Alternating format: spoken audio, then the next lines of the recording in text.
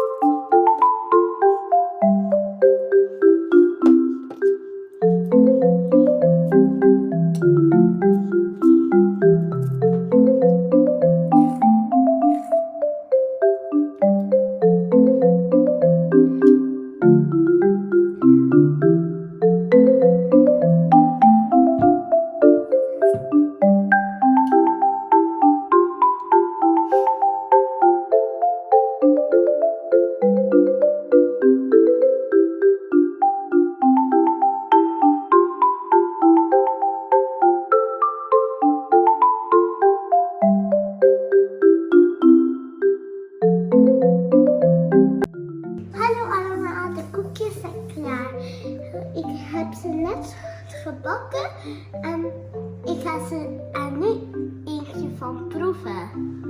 Kijk hoe ze smaken. Lekker. En er zit gesmolten chocola in. Het is lekker. De binnenkant is zacht, maar de randjes zijn hard. Als je het lukt, als je mee hebt gedaan, en je vond het leuk, doe dan maar een duimpje omhoog bij mama en abonneer in Wanda's Kitchen Story.